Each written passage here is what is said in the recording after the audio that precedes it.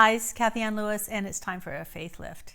And this thought that I want to share with you today came to me, many years ago. I had been in Egypt, and I had gone to Peru, and then I went to Greece. And I think it was in Greece that I realized that people in ancient times would travel long distances to go to a holy place to talk to their God. And one of the things that was normal before they could talk to their God, usually through an emissary, which would have been a priest or a priestess, they had to offer something up. It was the law of compensation. They couldn't just go to the God and ask. The people couldn't just ask. Actually, they needed to bring something of significance to them and offer it up first. So if what the family could afford was a pigeon, they brought a pigeon. If they could afford a chicken, then they brought a chicken, and so forth, up to a fatted calf. So if you could afford a fatted calf, if that would have been significant for you, you didn't bring a pigeon. And it occurred to me that we don't do that anymore, and I'm sure that the leaders of churches, synagogues, and mosques everywhere are glad that you're not bringing in those fatted calves or even those chickens. And this is not about, although you could take it that way, of supporting the ministry of the center that you're at. I mean, I think that's a good idea, but that's not where I'm going at all. Where I'm going is that we now have a more personal relationship to our God. We don't really have to go anywhere to communicate with our God. We don't have to travel long distances and go to only one particular place. We teach that Spirit, God, the universe, our connection with something great is anywhere we are because it's everywhere. So what do we bring? What do we bring to that infinite something that people in olden times, or ancient of days, knew in their heart they needed to do? They knew that there had to be a circulation. So what do? Well, for the modern person in the Western world, I think one of the things that we think is most significant is our opinion. And a long time ago, I realized that if I was really going to ask for the blessings that have probably already been given, a lot of times to receive that blessing, I had to give up my opinion. My opinion about myself, my opinion about how things would work out, my opinion about the universe, my opinion about good and evil, my opinion about others, my opinion about politicians, famous people, and people I saw on my street. I mean, how many of you drive by somebody and you have an opinion about them? Wow. And it's not even like it could be a judgment, it's just an opinion. But oftentimes, those opinions keep us stuck right where we are. In the Old Testament, it's written, "My thoughts are not your thoughts, and my ways are not your ways."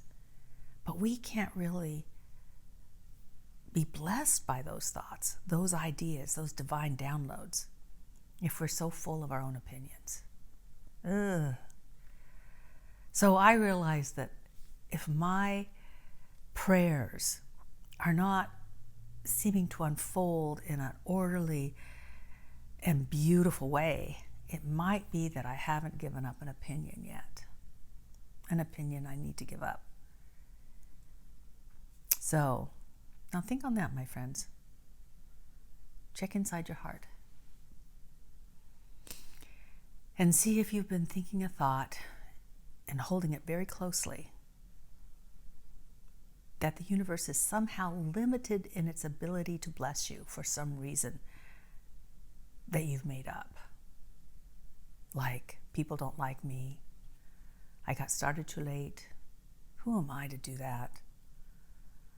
Why should I work so hard, or I don't want to work that hard? All these things that we tell ourselves, they might not be true. Now think on that, my friends. Bye for now.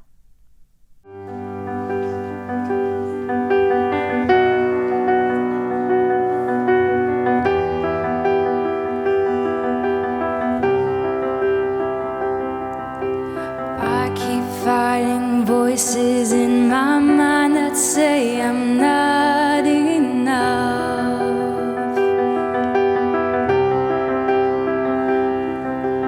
Every single lie that tells me I will never measure up.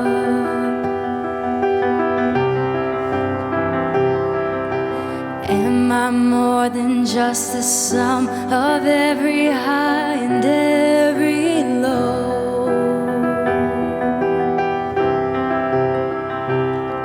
Remind me once again just who I am, because I need to know. Ooh, you say I am loved when I can't feel a thing. You say I am strong when I think I'm weak. And you say I am held when I am falling short.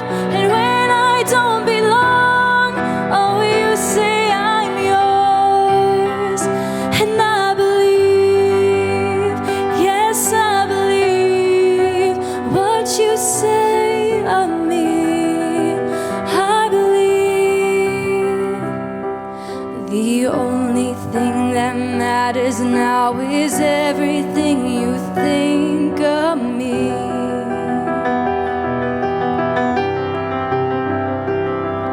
In you I find my worth, in you I find my identity. Ooh, oh, you say I am loved when I can't feel a thing.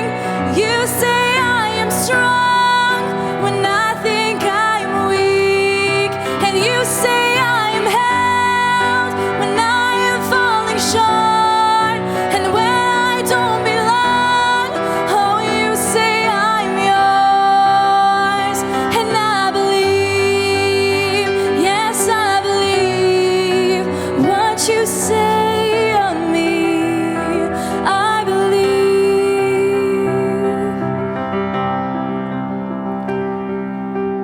Taking all I have and now I'm laying it at your feet.